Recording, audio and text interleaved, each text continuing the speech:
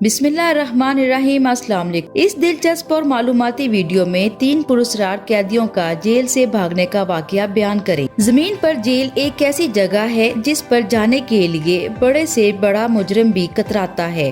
اور سینکڑوں جرائم کرنے کے بعد بھی وہ یہ چاہتا ہے کہ اسے جیل کی ہوا نہ لگے، اور بالفرض وہ جیل چلا بھی جائے تو ہر وقت اس گھٹن سے نکلنے کے بارے میں سوچتا رہتا ہے، اور کبھی کبھار وہ اس میں فرار ہونے میں کامیاب بھی ہو جاتا ہے۔ آج ہم آپ کو 3 خوفناک قیدیوں کا دنیا کی سب سے خطرناک جیل سے فرار ہونے کا پراسرار واقعہ بیان کریں گے، جس کو سن کر اس پر یقین کرنا مشکل ہو جائے گا، کیونکہ یہ وہ واقعہ تھا جو آج تک ایک معمہ بنا ہوا ہے۔ یہ واقعہ امریکی شہر سان فرانسسکو کے ساحلی علاقے سے 2 کلومیٹر دور ایک جزیرے میں واقع ایک جیل میں 1962 میں پیش آیا، اور اس واقعے کو اس دور کا سب سے خوفناک اور خطرناک ترین جیل توڑنے کا واقعہ مانا جاتا ہے، کیونکہ یہ قیدی ایک ایسی جیل سے فرار ہوئے تھے جو ایک جزیرے میں تھی، اور وہاں سے کنارے تک جانے کے لیے 2 کلومیٹر کا فاصلہ تیر کر طے کرنا تھا، جو کہ بالکل بھی آسان نہ تھا۔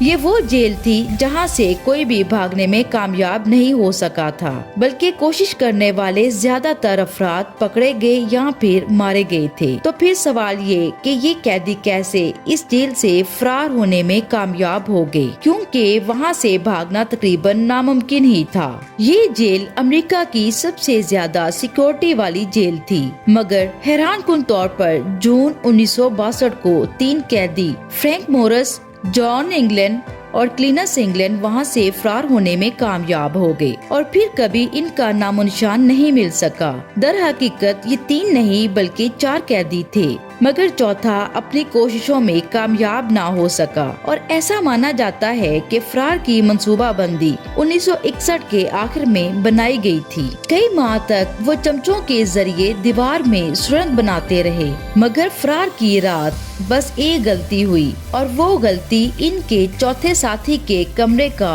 وینٹ کھولنے میں مشکل تھی، لہٰذا اسے اپنا ارادہ منسوخ کرنا پڑا، اور پھر اسی ساتھی سے تفتیش کاروں کو فرار ہونے والے قیدیوں کے بارے میں تفصیلات حاصل ہوئیں۔ جب اس ناکام رہ جانے والے ساتھی سے تفتیش کی گئی تو پتہ چلا کہ انہوں نے چمچوں کی دھاڑ کو جیل کی دیواروں پر استعمال کر کے اس میں جگہ بنائی تھی، جبکہ اپنے کمروں میں کاغذ کی بنی ہوئی ڈمیوں کو چھوڑا، اور پھر 12 فٹ کی 2 خاکدار تاروں والی دیواروں کو پھلانگ کر شمال مشرقی کنارے والے حصے میں پہنچ گئے، اور رات 10 بجے گہری دھند میں پانی میں چلے گئے۔ اس کے بعد وہ قیدی کبھی کسی کو نظر نہیں آئے، جبکہ 1963 میں جیل کو ختم کر کے سیاحتی مقام بنا دیا گیا، جہاں آج بھی وہ کمرہ سب سے زیادہ توجہ کا مرکز ہے جہاں سے یہ قیدی فرار ہوئے تھے۔ نیو یارک ٹائمز کے مطابق فرینک مورس اس فرار کا ماسٹر مائنڈ اور سب سے زیادہ ذہین انسان تھا۔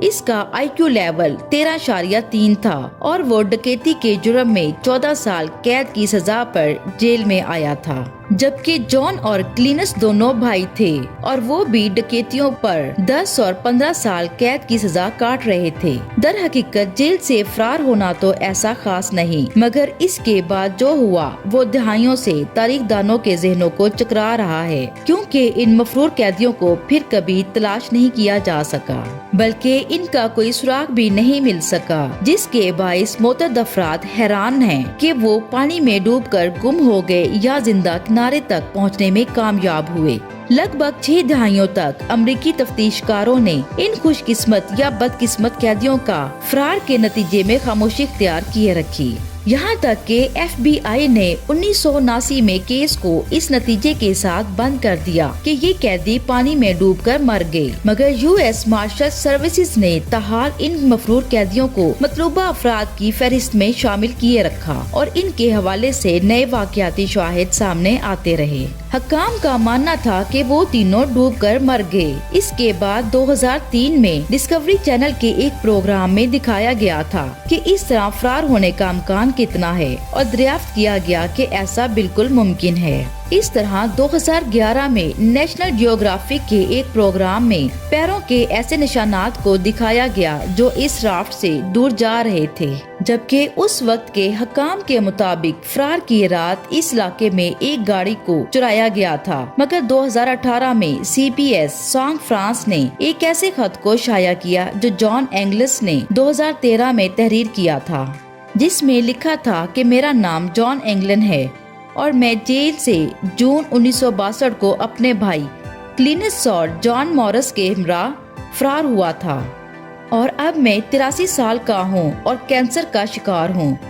اور یہ حقیقت ہے کہ اس رات ہم بمشکل بچ گئے تھے۔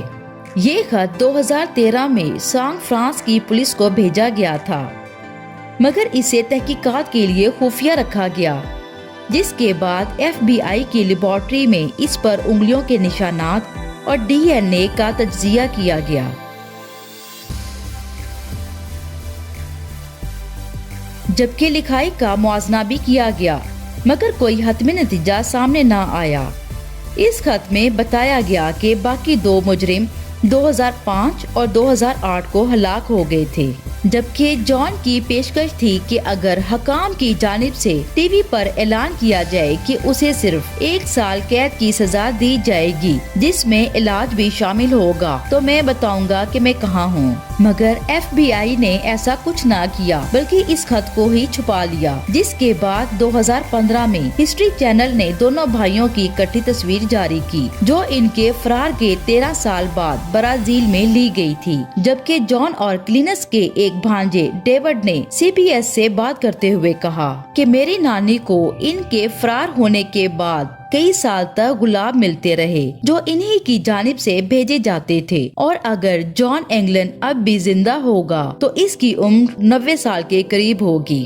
مگر اس خط کے بعد اس کے بارے میں کچھ سامنے نہیں آیا، لیکن دوسری جانب حکام نے ان سب واقعاتی شواہد کو افواہیں قرار دیا، اور CBS سے بات کرتے ہوئے US مارشل کے تفتیش کاروں نے کہا کہ ان سب کی کوئی حقیقت نہیں، بلکہ یہ خط ایک افواہ ہے جو کسی نے دھوکے کے مقصد سے تیار کی تاکہ وفاقی اور مقامی انتظامیہ کو شرمندہ کیا جا سکے۔ یہ واقعہ اتنا مشہور ہوا کہ 1979 میں اس پر ایک فلم بھی بنائی گئی۔ یہ فلم اسی نام سے 1963 میں شائع ہونے والی ایک کتاب پر مبنی تھی، جس میں دکھایا گیا تھا کہ یہ قیدی اپنے منصوبے میں کامیاب رہے تھے۔ اس خطرناک جیل میں بہت سے قتل و غارت کے واقعات بھی سامنے آئے تھے، جیسا کہ 1995 میں ہیلی کاپٹروں کی مدد سے اس جیل پر خطرناک حملہ کیا گیا تھا، جس کے نتیجے میں لوگوں کی ایک بڑی تعداد مر گئی تھی، اور مرنے والوں کی تعداد کا اندازہ لگانا مشکل تھا۔